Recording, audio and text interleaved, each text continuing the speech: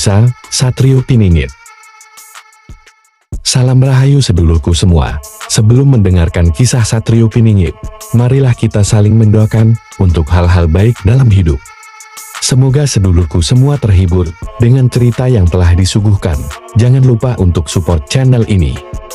Anda boleh memberikan like, komentar, dan subscribe, juga berkomentar dengan bijak dan baik. Apabila kalian tidak suka, boleh berhenti untuk menonton. Terima kasih. Di sebuah kerajaan yang jauh, tepatnya di pedalaman Pulau Jawa, hiduplah seorang pemuda bernama Satrio.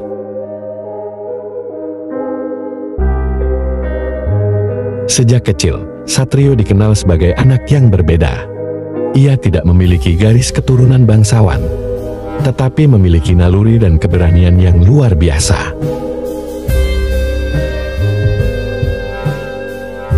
Masyarakat sekitar sering menyebutnya sebagai Satrio Piningit, yang berarti pemuda yang tersembunyi.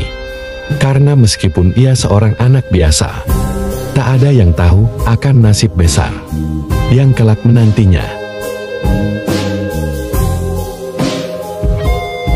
Satrio tumbuh di sebuah desa kecil yang terletak di kaki gunung. Hidupnya sederhana, tinggal bersama ibu yang telah menjanda sejak ia masih bayi.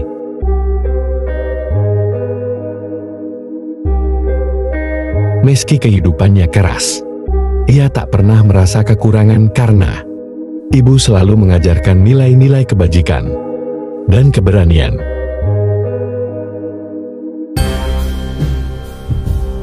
Suatu hari, kabar buruk datang dari istana.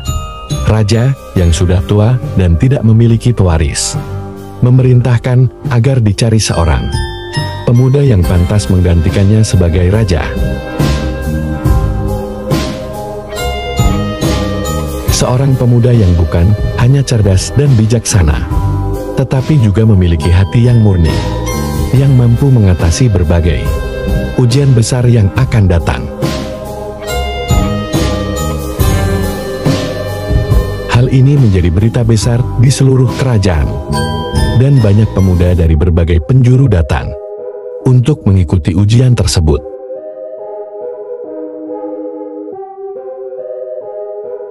Namun, dalam pengumuman yang dikeluarkan raja, terdapat sebuah pesan rahasia yang tidak diketahui banyak orang.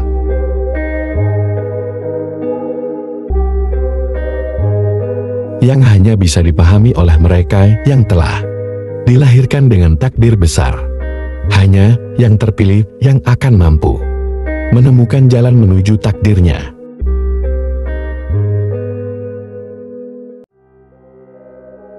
Satrio yang mendengar kabar ini merasa ada sesuatu yang menarik hatinya, meski ia hanyalah seorang pemuda desa tanpa pengalaman dunia.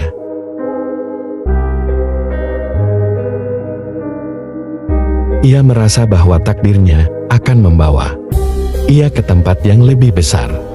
Begitu mendalam rasa penasaran itu, sehingga ia memutuskan untuk pergi ke istana dan mencoba nasibnya.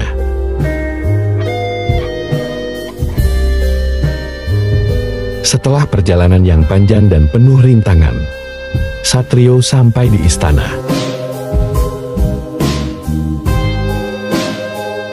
Di sana, raja telah menyiapkan serangkaian ujian berat untuk menentukan siapa yang paling pantas menjadi penggantinya. Setiap calon harus melewati ujian kekuatan, kecerdasan, dan ketabahan hati.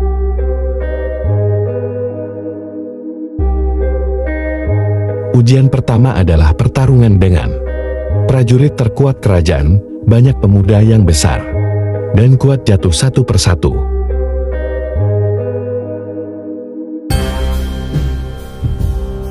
Tetapi Satrio yang lebih mengandalkan kecerdasan dan kelincahannya mampu menghindari serangan-serangan mematikan.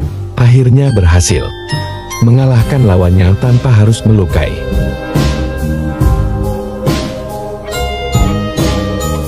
Meskipun demikian, ia tidak membunuh lawannya. Justru mengulur waktu hingga sang prajurit kelelahan. Ini membuktikan bahwa ia lebih mengutamakan keberanian yang bijaksana, bukan kekerasan.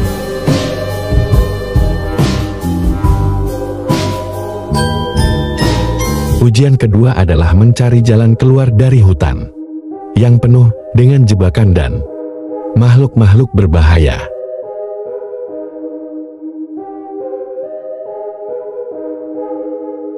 Pemuda-pemuda lain yang mencobanya tersesat atau malah diserang oleh makhluk tersebut.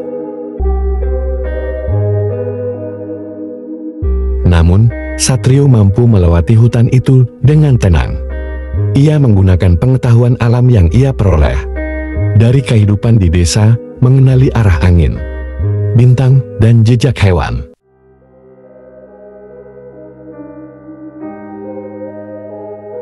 Ia juga menghindari perangkap dengan mengikuti petunjuk-petunjuk yang hanya dapat dilihat oleh orang yang sabar dan tekun.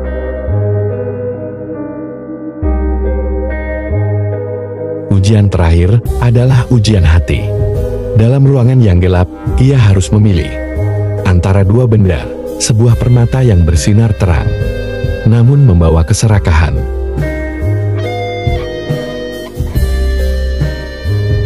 dan sebuah buku tua yang nampak biasa namun berisi ilmu yang luar biasa. Semua pemuda lainnya memilih permata, tergoda oleh kilauan kekayaan dan kekuasaan.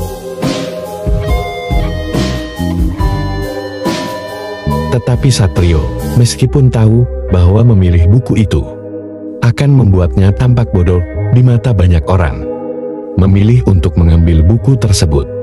Ia percaya bahwa ilmu akan lebih berharga daripada harta.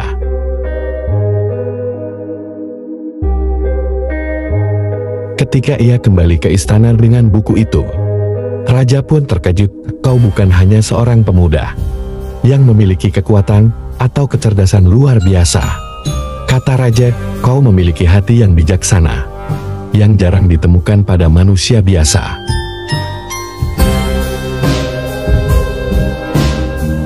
Satrio tidak hanya lulus ujian-ujian itu, tetapi ia juga berhasil membuktikan bahwa keberuntungan bukanlah soal nasib semata, melainkan soal pilihan yang bijaksana dan ketulusan hati.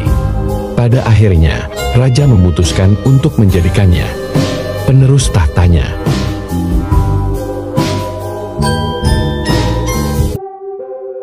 Setelah dinobatkan, Satrio memimpin kerajaan dengan adil dan bijaksana. Ia dikenal oleh rakyat sebagai raja yang membawa kemakmuran dan kedamaian, bukan melalui kekuatan semata, tetapi dengan kebijaksanaan, keberanian, dan hati yang murni.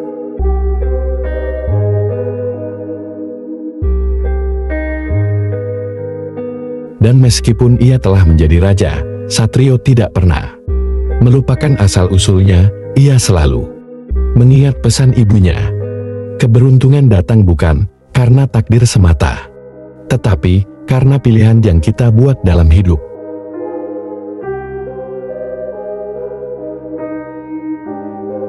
Dengan demikian, Satrio Piningit, pemuda yang dulu tersembunyi di desa kecil, menjadi raja yang dikenal bukan hanya oleh bangsawan, tetapi juga oleh rakyat jelata sebagai simbol dari harapan dan keadilan.